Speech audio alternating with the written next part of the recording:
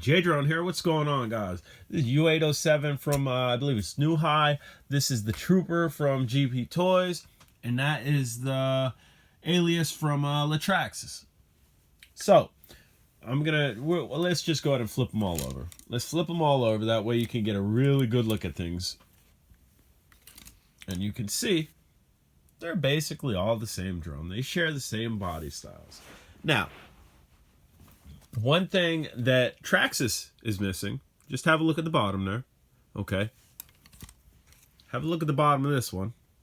You see that white port there? That white port is for a camera port, okay? So that's on the Trooper. The U807, bam, also has a camera port. So we have live camera ports on these, the more expensive one you don't. Not a big deal, okay? Right. So we're going to flip these back over. Now, I don't know if you're going to be able to see this, but we're going to try to zoom in on the nut on the top of that. Yeah, you can definitely see that. That's a hex screw. The Trooper needs a hex screw to disassemble. Even all the screws underneath are hexes. You need a hex key. And we're going to zoom in on the top on this one.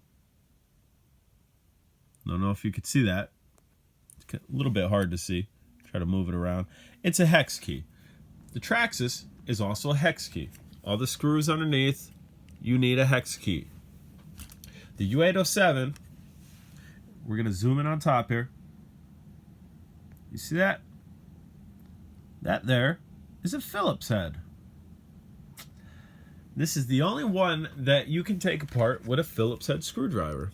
And again, all the screws are Phillips. I think Traxxas and Trooper, GPTOYS Trooper, screwed up using the hex keys. They should have been Phillips. If you have the proper Phillips in there, you torque a little bit too hard, it's going to stop. You have hex keys in there, so you torque a little bit too hard, it's going to slip, and you're going to strip the hex key. Just an observation that I've made. Here, let's look at the. Okay, so we have a large gear being fed by a small gear, which the small gear is plastic. We will go over to GPTOYS, and again, it looks almost identical large gear, although this one's clear and the other one wasn't, so this one might be less of a quality, I think. And then smaller gear, which is your motor, feeding that. And let's go ahead and look at this one. Now here's the difference maker, okay? We have a more open gear, and as you can see there, it's being fed by brass. And don't mind my pine needles, I'm surrounded by pine needles outside. It's fed by a brass gear. The motors in this are supposed to be superior to the motors in those.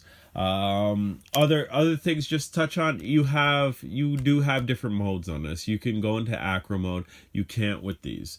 These are strictly basically toy grade. This is heading into your hobby grade where you're getting into different models and whatnot. Guys, I'm J-Drone. I just wanted to touch on these in case you've seen them around, you didn't know what they were, and just show a little bit of the similarities. Blades. We have generic blades on both the U807 and GPTOYS. These ones we have, they're shinier. I don't know that they're better quality, but they're shinier. They seem to be bending and flexing about the same as these ones, and actually pitch GPTOYS and this one actually might have a heavier pitch on it than that. Guys, I'm J-Drone. If you haven't subscribed, please do, and have a wonderful day. Take care.